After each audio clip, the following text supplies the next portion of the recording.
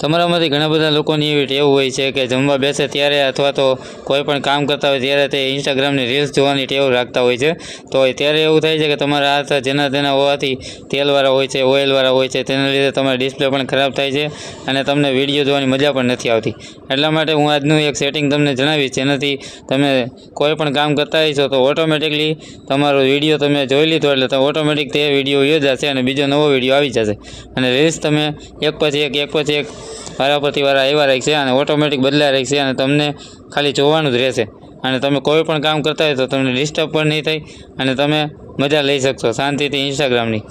તો આજના વિડીયોમાં હું આ સેટિંગ તમને કરાવવાનો છું અને તમને શીખવાડવાનો છું, જેથી કરીને આ વિડીયો તમે સેવ કરી લ્યો, જેથી કરીને તમે ભૂલી ના જાઓ અને બીજા લોકોને પણ શેર કરી દો જેથી એને પણ આ ઇન્સ્ટાગ્રામ વાપરવાની મજા આવે આ સેટિંગ કરીને.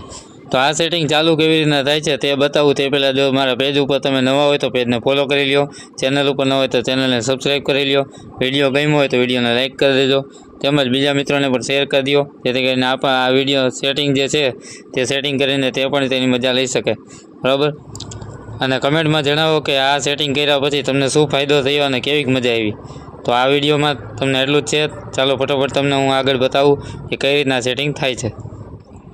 તો સૌથી પહેલાં તમારા મોબાઈલનું ઇન્સ્ટાગ્રામ ઓપન કરવાનું રહેશે. ઇન્સ્ટાગ્રામ ઓપન કર્યા પછી જ્યાં રીલ્સવાળું ઓપ્શન છે તેમાં જવાનું રહેશે.